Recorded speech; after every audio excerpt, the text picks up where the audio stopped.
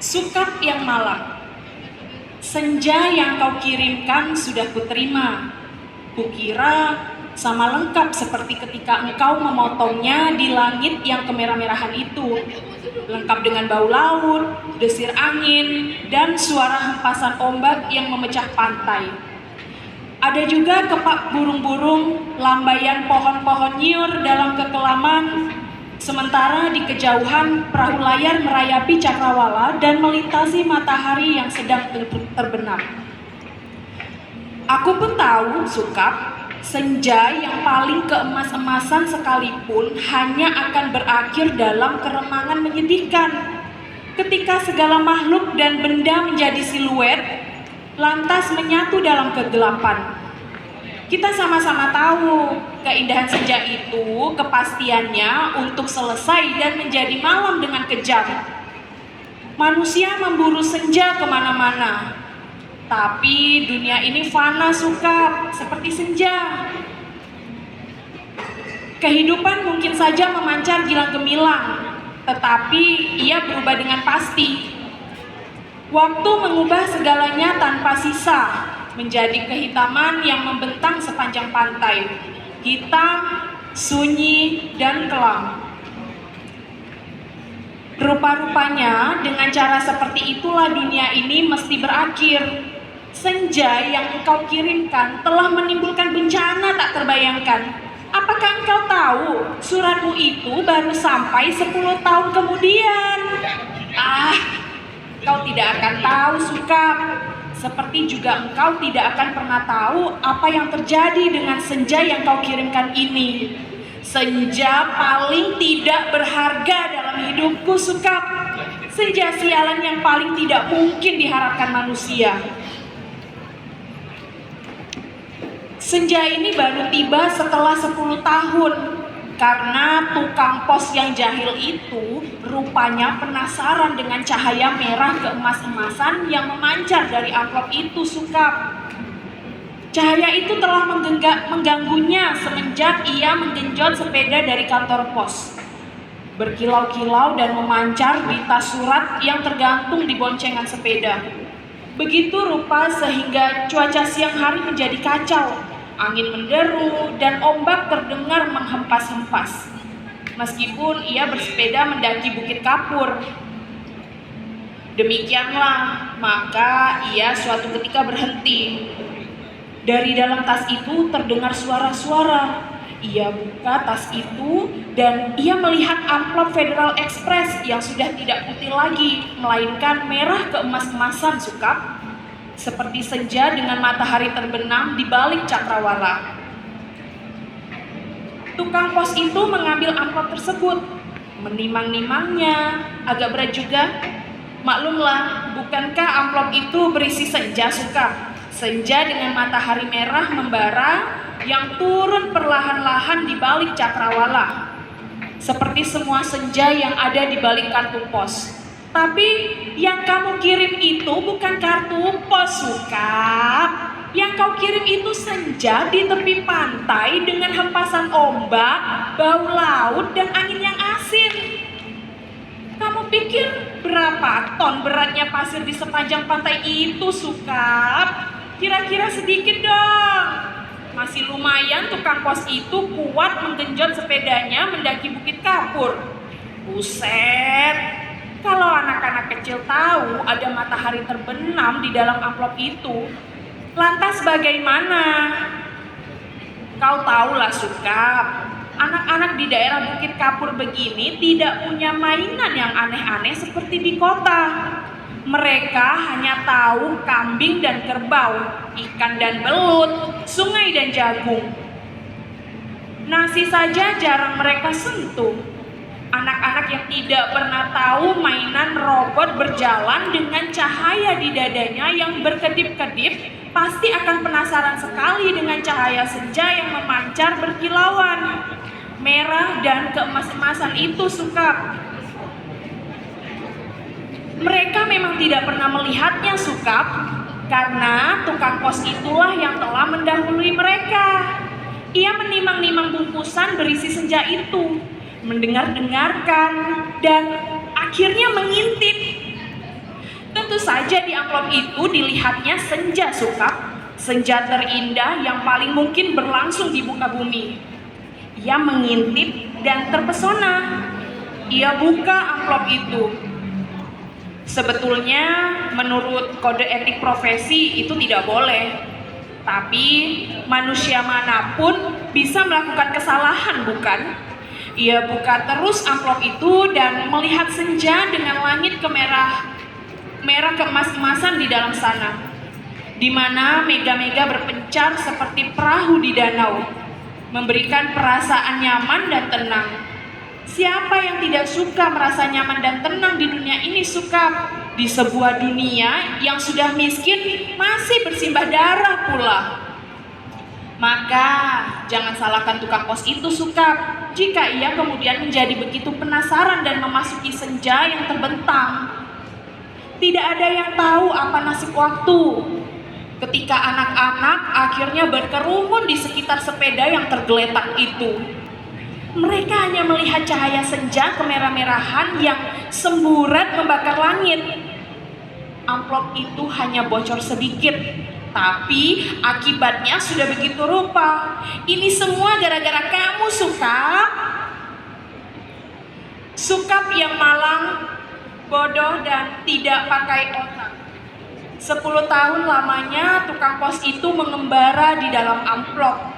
Kita tidak pernah tahu apa yang dilakukannya di sana. Apakah dia kawin, beranak pinak, dan berbahagia? Atau selama itu dia hanya duduk-duduk saja memandangi matahari terbenam dengan perasaan kehilangan. Sementara langit yang tadinya merah keemas-emasan perlahan-lahan menggelap kebiru-biruan. Aku juga tidak tahu bagaimana caranya menikmati senja di dalam amplop, Sukap. Sebuah ruang yang sungguh-sungguh terdiri dari waktu. Apakah waktu bisa diulang atau bagaimana? Aku belum pernah memasuki senja di dalam amplop. Atau apakah di dunia ini sebetulnya seperti amplop, ya, Sukap?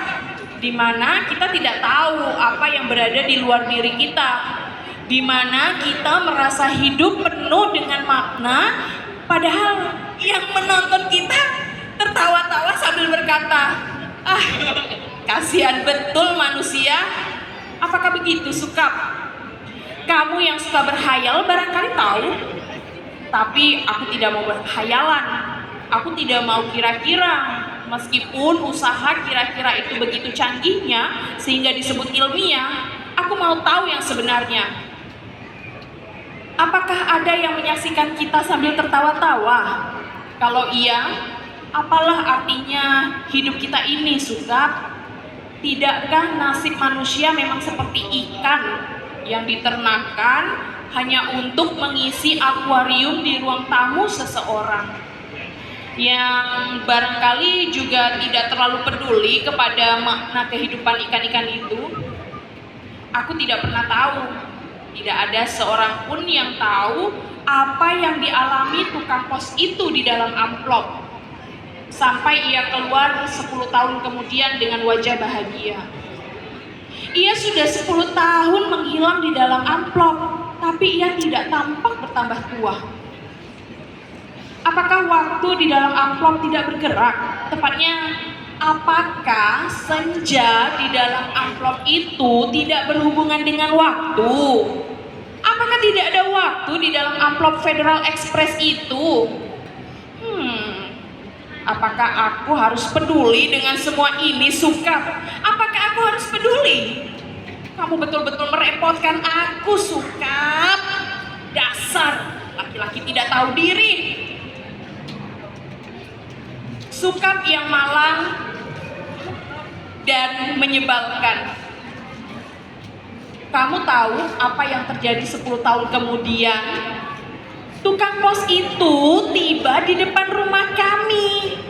Iya, rumah kami. Setelah 10 tahun banyak yang terjadi dong, Sukap. Misalnya bahwa aku kemudian kawin, beranak pinak, dan berbahagia. Jangan kaget, dari dulu aku juga tidak mencintaimu, Sukap. Dasar Dikasih isyarat tidak mau mengerti. Sekali lagi, aku tidak mencintai kamu.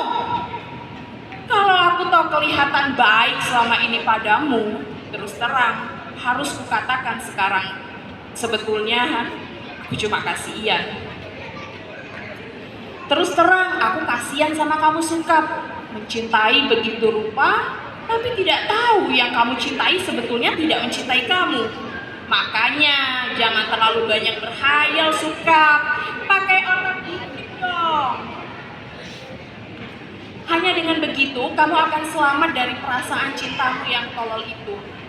Tapi bukan cinta yang sebetulnya ingin kuceritakan padamu Sukap. Soal cinta ini sama sekali tidak penting. Kamu harus tahu apa akibat perbuatanmu ini Sukap. Mengirim sepotong senja untuk orang yang sama sekali tidak mencintai kamu. Tahu apa akibatnya? Begitu tukang pos itu pulang setelah menceritakan kenapa kiriman Federal Express bisa terlambat 10 tahun, ku buka amplop berisi senja itu dan terjadilah semua ini. Apa kamu tidak tahu Sukap? Senja itu meski cuma sepotong, sebetulnya juga semesta yang utuh. Kamu kira matahari terbenam itu besarnya seperti apa? Seperti apem. Kalau sepotong senja itu di dalam amplop, terus sih tidak apa-apa. Tapi ini keluar dan lautnya membludak tak tertahankan lagi. Bagaimana aku tahu amplop itu berisi senja Sukap? Aku bukan penghayal sepertimu. Hidupku penuh dengan perhitungan yang matang. Aku tahu betul untung rugi setiap perbuatan. Terutama apa untung ruginya untuk diriku sendiri. Betapa pentingnya hidupku selamat demi suamiku dan anak-anakku. Pura-puranya aku ini juga perempuan yang setia. Itu pula sebabnya sebelum maupun sesudah kawin aku tidak sudi berhubungan dengan kamu Sukap. Lagi pula aku tidak mencintai kamu. Mau apa? Tapi kamulah yang tidak tahu diri mengirimkan senja tanpa kira-kira. Dunia ini jadi berantakan tahu, berantakan dan hancur lebur tiada terkira. Setelah amplop itu kubuka dan senja itu keluar, matahari yang terbenam dari senja dalam amplop itu berbenturan dengan matahari yang sudah ada. Langit yang biru bercampur aduk dengan langit kemerah-merahan yang terus-menerus berkeredap menyilaukan karena cahaya keemas-emasan yang menjadi semburat tak beraturan. Senja yang seperti potongan kue menggelegak. Pantai terhampar seperti permadani di atas bukit kapur. Lautnya terhempas langsung membanjiri bumi dan menghancurkan segala-galanya. Bisalah kau bayangkan Sukap, bagaimana orang panik dengan gelombang raksasa yang tidak datang dari pantai, tapi dari atas bukit. Air bah membanjiri bumi seperti zaman Nabi Nuh. Dunia menjadi gempar. Tidak semua kapal dan perahu yang ada cukup untuk seluruh umat manusia kan? Lagi pula, sampai kapan kapal dan perahu itu bisa bertahan? Tiada satu kota pun yang selamat. Lautan dari senjamu yang membuat langit kemerahan membara itu menghempas dan membanjiri bumi dengan cepat sekali. Gedung-gedung pencakar langit di setiap kota besar di seluruh dunia, gunung-gunung tertinggi di muka bumi, semuanya terendam air. Sukap, bumi ini sekarang sudah terendam air. Di mana-mana air dan langit senja tak kunjung berubah menjadi malam. Segalanya kacau Sukap, gara-gara cintamu yang tak tahu diri. Sukap yang malang, paling malang, dan akan selalu malang. Aku menulis surat ini dengan kertas dan pena terakhir di dunia, di atas puncak Himalaya. Di depanku ada sebuah sampan kecil dengan sepasang dayung dan sebungkus super mie. Itulah makanan terakhir di muka bumi. Sisa manusia yang menjadi pengembara lautan di atas kapal dan perahu telah mati semua karena kehabisan bahan makanan maupun mayat teman-temannya sendiri. Manusia memang banyak akal, tapi menghadapi senja dari dalam amplop itu tidak ada jalan keluar. Banyak orang mempertanyakan diriku, kenapa aku membuat dirimu begitu cinta menggebu-gebu? Padahal cinta secuil pun juga tidak. Sehingga kamu mengirimkan sepotong senja itu kepadaku dan tumpah ruah membanjiri bumi. Tapi coba katakan, itu bukan salahku toh Sukap. Aku tidak mau disalahkan lah atas bencana yang menimpa umat manusia. Mengapa cinta harus menjadi begitu penting sehingga kehidupan terganggu? Ini bukan salahku. Air laut kulihat makin dekat. Setidaknya setengah jam lagi tempat aku menulis surat ini sudah akan terendam seluruhnya. Aku akan naik perahu, mendayung sampai teler, makan super mie mentah, lantas menanti maut. Akan kukirimkan kemana surat ini? Barangkali kamu pun sudah mati, Sukap. Semua pengembara di lautan sudah mati. Sedangkan di puncak tertinggi di dunia ini tinggal aku sendiri. Dari hari ke hari memandang senja yang selesai, di mana matahari tidak pernah terbenam lebih dalam lagi. Semesta dalam amplop itu telah menjadi pemenang dalam benturan dua semesta. Namun semesta dalam amplop itu cuma sepotong senja, sehingga dunia memang tidak akan pernah sama lagi. Kalau aku mati nanti, bumi ini akan tetap tinggal senja selama-lamanya, dengan matahari terbenam separuh yang tidak pernah turun lagi. Langit merah selama-lamanya, lautan jingga selama-lamanya, tetapi tiada seorang manusia pun memandangnya. Segenap burung sudah punah karena kelelahan terbang tanpa henti. Tinggal ikan-ikan menjadi penguasa bumi. Di kejauhan, kulihat ikan paus merah yang menjerit dengan sedih. Sukap, aku akan mengakhiri surat ini. Akan kulipat menjadi perahu kertas dan kulayarkan ke laut lepas. Bukan tidak mungkin surat ini akan terbaca juga, entah bagaimana caranya. Namun siapapun yang menemukannya akan membaca kesaksianku. Jika tidak, aku pun tidak tahu apa nasib waktu. Kupandang senja yang abadi sebelum melipat surat ini. Betapapun semua ini terjadi karena cinta. Dan hanya karena cinta, betapa besar bencana telah ditimbulkannya ketika kata-kata tak cukup menampungnya. Kutatap senja itu masih selalu begitu, seperti menjanjikan suatu perpisahan yang sendu. Selamat berpisah semuanya, selamat tinggal. Alina, Pondok Aren, Sabtu 10 Februari 2001. Terima kasih.